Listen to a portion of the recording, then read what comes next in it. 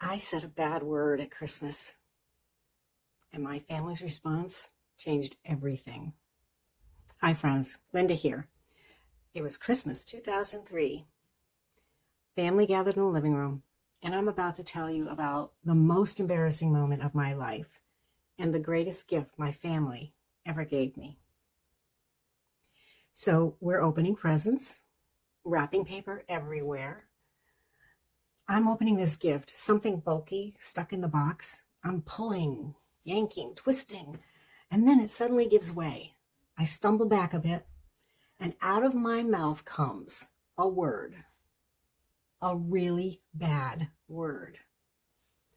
At that exact moment, the entire room had gone silent. Everyone heard it.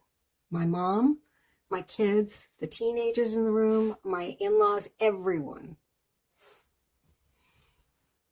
And you know that feeling when time slows down? When you're hyper aware of every face, every expression?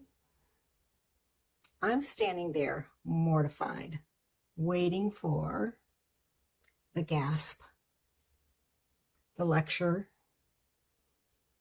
the Linda in front of the children, the judgment. And you know what happened? Nothing.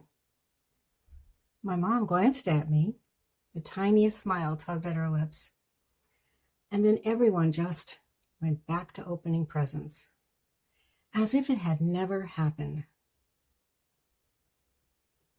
At the time, I was so embarrassed, but years later, I realized that moment, or rather my family's response to that moment, was one of the greatest gifts I've ever received. They could have made it a thing, shamed me, brought it up for years as a funny story, but instead they gave me grace. They practiced what I now call strategic amnesia, choosing not to memorialize every mistake. And here's what that taught me. Not every mistake needs to be a teaching moment. Sometimes the kindest thing we can do for our children, our partners, ourselves, is just let it go. Not ignore, not dismiss, but not amplify it either. Because some mistakes are just moments. They don't define us. And when we treat people that way, we teach people, you're more than your worst moment. I'm not keeping a record of your failures. And love doesn't disappear when you mess up. That's all the gift of grace. This week's Substack letter goes deeper into strategic amnesia and when to address versus when to let things pass. You'll find the link in the description. And yes, I'm still a little embarrassed about that word, but mostly I'm grateful for the grace. Talk soon.